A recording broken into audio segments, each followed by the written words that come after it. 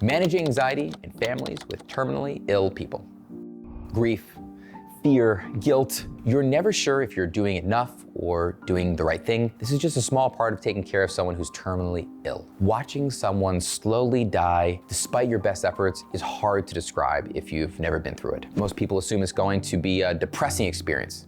And it is, but it's also a situation that can make you incredibly anxious. I'm Jeremy Artz, and as a therapist, I've seen how difficult this situation has been for many of my clients. Anxiety can be really hard to deal with over time, and it can lead to problems like substance abuse, addiction, and worse. While anxiety is always best treated professionally, there are ways for people in this unfortunate situation to manage their anxiety. Why does being a caregiver make us anxious?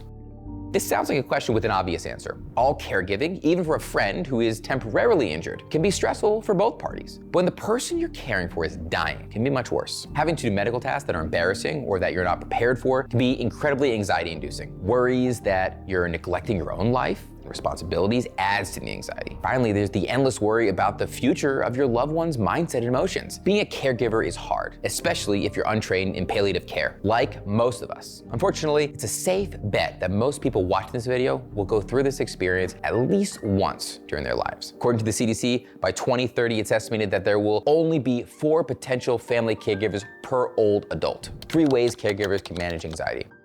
Caregiving, especially for someone in the end stages of their life, is unbelievably stressful. And I know how annoying it can be to hear advice like, oh, you need time for yourself, when it's often not possible. Nevertheless, it's not bad advice. That said, take time for yourself. Here's why this advice is so annoying. Sometimes caregiving is a 24/7 job. Even when it isn't, we often feel selfish and guilty for taking time away from our loved ones. However, it's critically important to take time for yourself, even if it's an extra 10 minutes. We have a saying in the treatment world: fill your own cup. If your cup's always empty, you can't share it with others. Taking time to make sure your reserves are replenished will make being a caregiver a little easier. And this can be as simple as going to bed a little earlier, spending 5 minutes doing breathing exercises, or reading something. Ask for help. For most of us, death is a very private thing, one we're uncomfortable sharing with others. Despite that, it's important to ask for and accept help. If friends and family are unable, there are support groups who can provide critical aid during this time. Also, your employer may offer an employee assistance program with counseling and other options. Remember the 3-3-3 rule. If you're overwhelmed by anxiety, here's a simple technique therapists like me use. We call it the 3-3-3 rule. When you're sidelined by anxiety, try this. Look around and identify 3 objects around you. Then identify 3 sounds you can hear. Then move 3 body parts. Silly as this sounds, this technique can really help ground you and relieve the immediate symptoms of anxiety. Anxiety and depression don't go away on their own.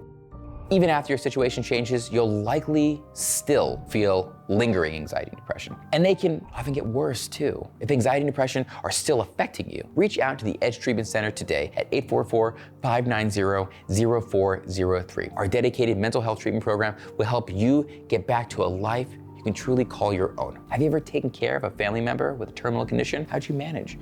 And if you can, share your experience in the comments below. You might help someone get through the same situations. Give those like and subscribe buttons a tap as well. Thanks again for watching our video. See you next time.